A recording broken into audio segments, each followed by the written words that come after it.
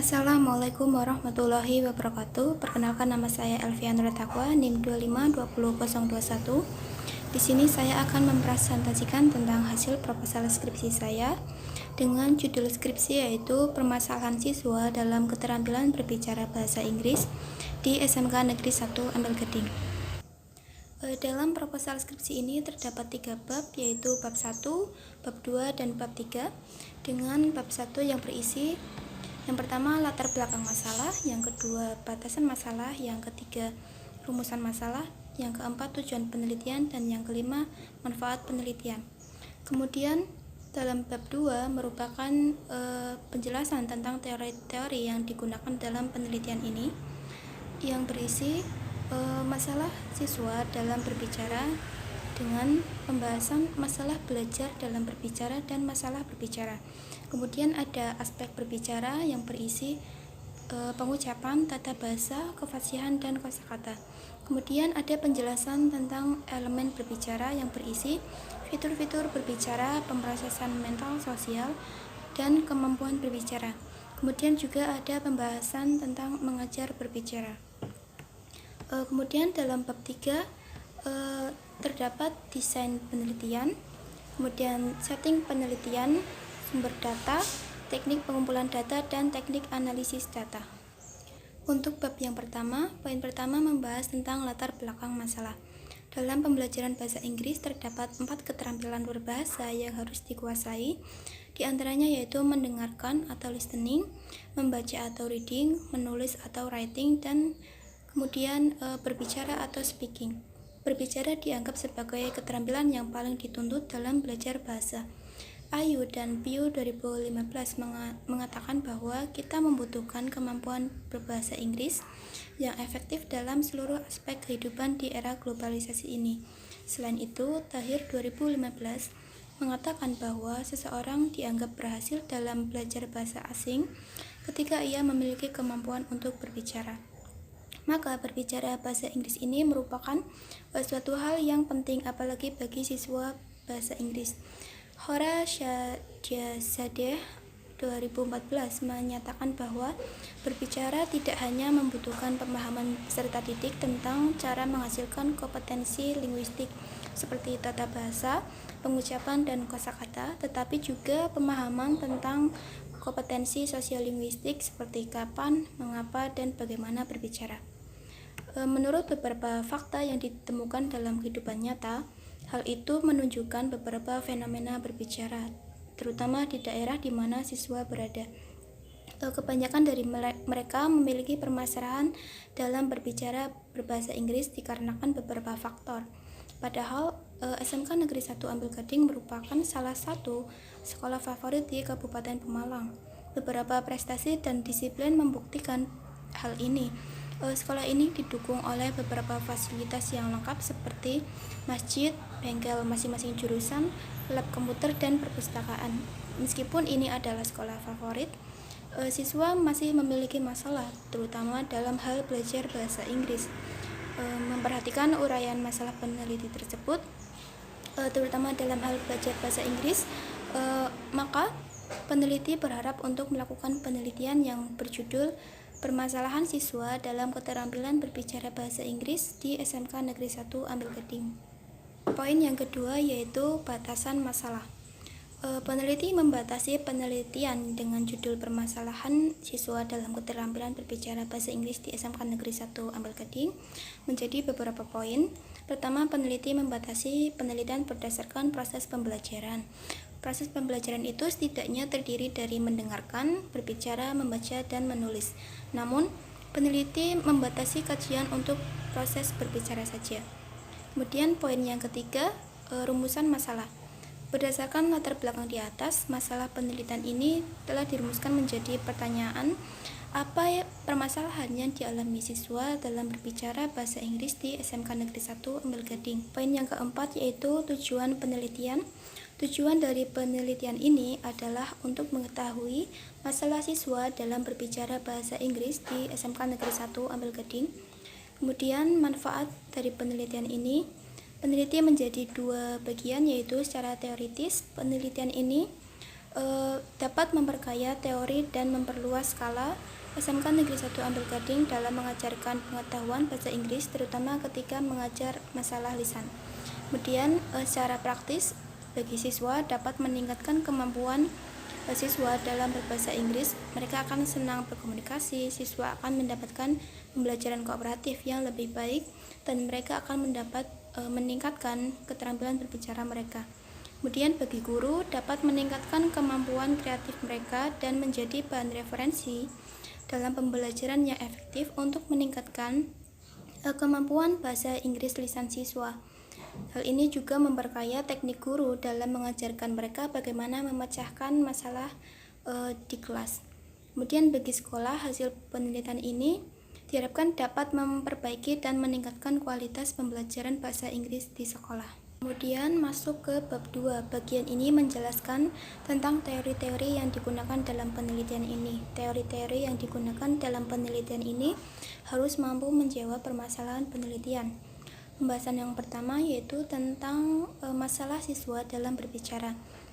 Yang pertama, masalah belajar dalam bahasa. Menurut Varianto dan Harmaini 2017, ada beberapa alasan siswa mengalami kesulitan berbicara. Yang pertama, siswa sering tidak memiliki rasa percaya diri dalam berbicara karena mereka sering merasa takut untuk melakukan kesalahan. Kedua, siswa tidak termotivasi untuk menampilkan keterampilan berbicaranya di depan kelas. Ketiga, teknik pengajaran dan bahan ajar yang kurang menarik bagi siswa. Selain itu, sebagian besar siswa tidak mampu mengungkapkan ide atau pendapat mereka dalam komunikasi lisan mereka karena mereka masih sering menggunakan bahasa Indonesia dan bahasa ibu dalam proses pembelajaran di kelas bahasa Inggris. Para siswa tidak berbicara bahasa Inggris dengan baik karena mereka kurang latihan. Kemudian masalah berbicara. Tuai dan Mai 2015 mengungkapkan bahwa siswa biasanya mengalami kesulitan dalam berbicara karena beberapa faktor, yaitu kepercayaan diri, dukungan pendengar, kemampuan mendengarkan siswa, dan tekanan untuk tampil yang sempurna. Faktor-faktor ini mempengaruhi mereka untuk berbicara bahasa Inggris di depan kelas. Kemudian tanggapan dari audiensi, apakah perhatian, rasa hormat, dan penghargaan mereka mempengaruhi siswa untuk tampil sempurna dalam berbicara bahasa Inggris. Sayangnya, dalam kondisi nyata, siswa masih sulit untuk mempraktikkan kemampuan bahasa Inggris mereka dalam percakapan sehari-hari meskipun mereka telah belajar bahasa Inggris selama puluhan tahun di sekolah formal. Karena mungkin mereka mendapatkan nilai bahasa Inggris yang baik di raport mereka, tetapi mereka belum bisa berbahasa Inggris dengan lancar. Fakta bahwa banyak guru bahasa Inggris sebagai bahasa asing atau EFL mengeluh tentang kelas berbicara mereka di mana jumlah besar siswa tidak merespon secara aktif dalam berbicara. Beberapa siswa biasanya juga memiliki motivasi yang rendah untuk berbicara bahasa Inggris. Melihat pentingnya keterampilan berbicara dalam bahasa Inggris, belajar bahasa Inggris harus dapat berbicara bahasa Inggris dengan percaya diri dan baik.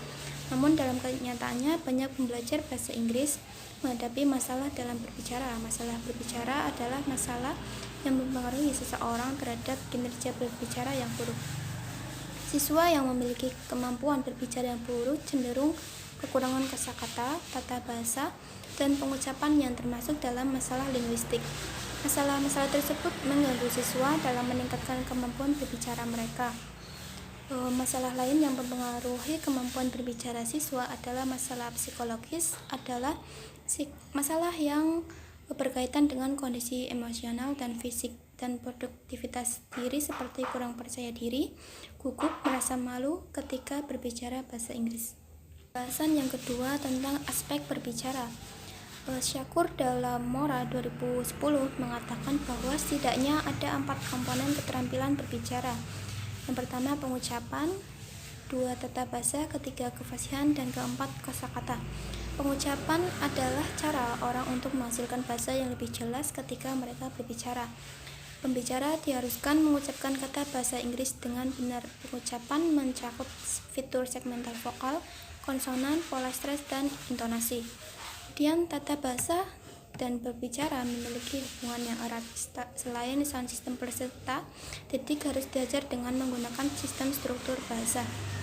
Peserta didik harus diberi wawasan tentang urutan kata. Kemudian, infeksi dan derivasi ke dalam fitur lain yang bermakna dari bahasa Inggris akan membantu siswa untuk berbicara dengan lancar.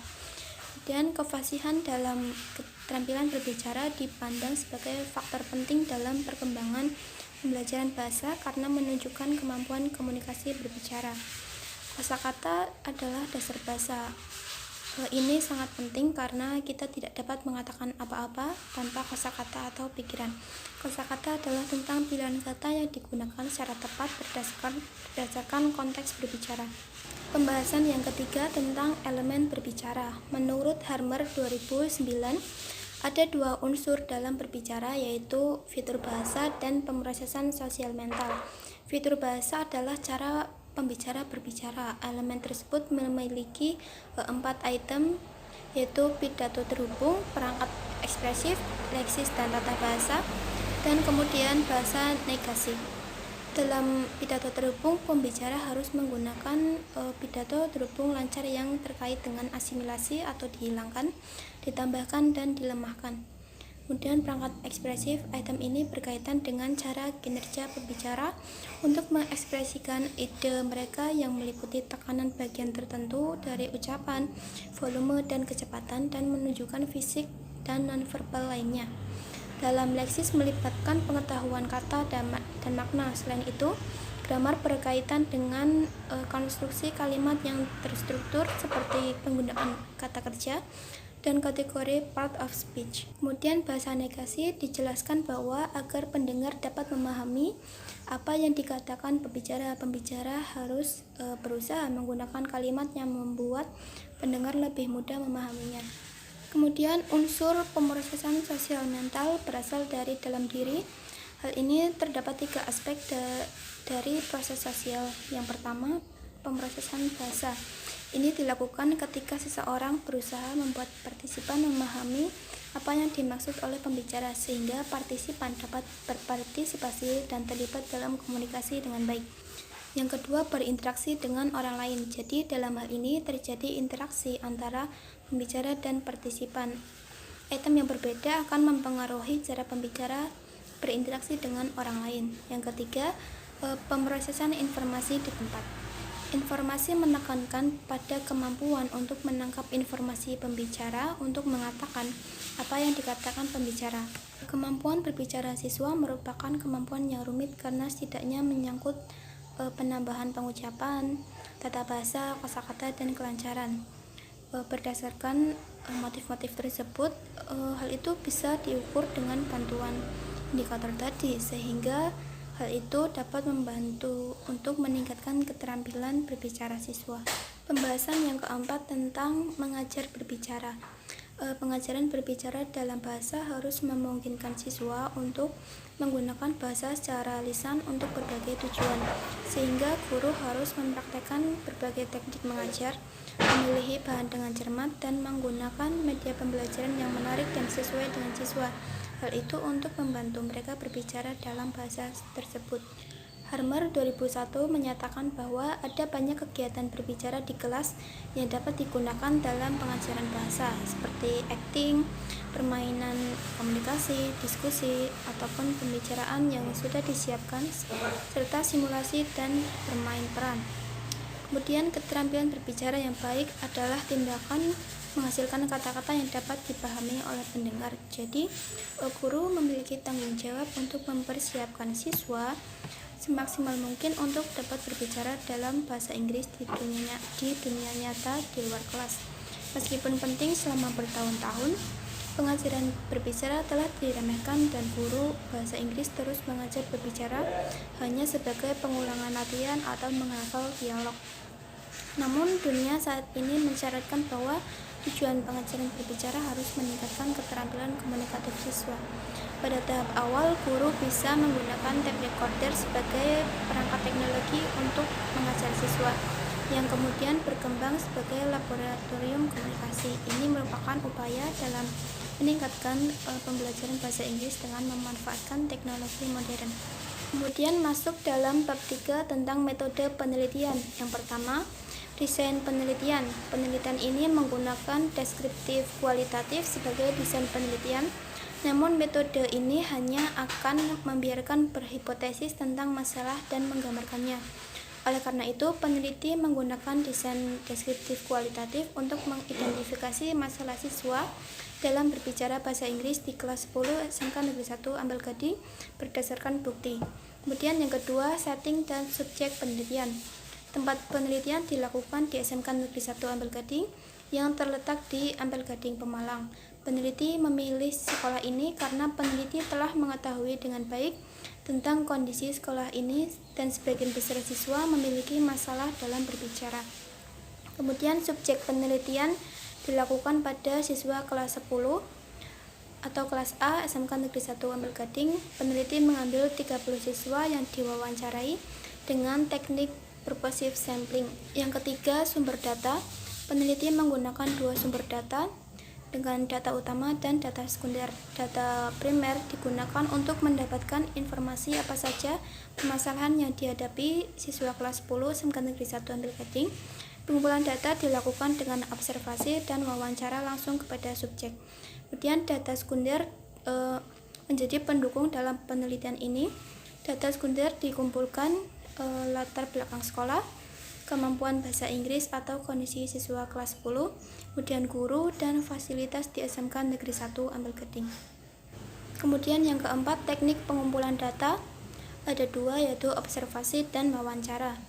Dalam penelitian ini, peneliti menggunakan observasi untuk mengetahui penerapan latihan bahasa Inggris dalam kesulitan dalam keterampilan berbicara. Untuk pengumpulan data ini, peneliti menggunakan observasi non-partisipan. Peneliti mencatat, menganalisis, dan kemudian dapat membuat kesimpulan tentang pembelajaran bahasa Inggris. Dalam observasi ini, peneliti mengamati aktivitas belajar siswa di kelas karena dapat mendukung penelitian ini untuk mengetahui apa saja kesulitan dalam keterampilan berbicara. Kemudian wawancara didasarkan pada laporan diri sendiri atau setidaknya pada pengetahuan dan keyakinan pribadi. Wawancara terstruktur, wawancara dan mengambil 30 peserta. Siswa-siswa ini ditentukan dengan melihat nilai tertinggi dalam pelajaran bahasa Inggris dengan melihat buku nilai guru. Setiap peserta diwawancarai dalam 15-30 menit dan direkam. Peneliti memberi pertanyaan tergantung kenyamanan partisipan dalam bahasa Indonesia atau dalam bahasa Inggris. Kemudian rekaman wawancara ditranskrip dan dianalisis. Kemudian poin yang kelima, teknik analisis data. Penelitian ini menggunakan data kualitatif sehingga akan dianalisis dengan menggunakan teknik analisis deskriptif kualitatif. Dengan 3 tahapan, yaitu mereduksi data atau pengurangan data, kemudian penyajian data, dan ketiga kesimpulan. Dalam pengurangan data, Sugiono menyatakan bahwa mereduksi data berarti merangkum, memilih hal-hal yang hakiki, memfokuskan pada hal-hal yang penting, mencari tema dan polanya. Selain mereduksi data, setiap peneliti akan berpedoman pada tujuan yang ingin dicapai. Tujuan utama penelitian kualitatif adalah menemukan dalam penyajian data yang telah direduksi dan menampilkannya secara terorganisir, terkompresi sehingga kesimpulan dapat lebih mudah ditarik. Penyajian data dalam penelitian ini menggunakan metode formal berdasarkan konsep masalah dan kerangka teori yang disajikan dengan menggunakan tabel atau grafik untuk mengklasifikasi data. Dan kesimpulan setelah data terkumpul direduksi dan dilakukan kesimpulan analitik untuk memunculkan dan mendefinisikan data secara lebih jelas dan pasti. Berdasarkan pernyataan di atas, peneliti dapat menyimpulkan bahwa setelah data dianalisis berdasarkan faktor-faktor yang mendiami permasalahan siswa, kemudian disatukan menjadi faktor-faktor penghambat. Sekian presentasi dari saya, kurang lebihnya mohon maaf. Wassalamualaikum warahmatullahi wabarakatuh.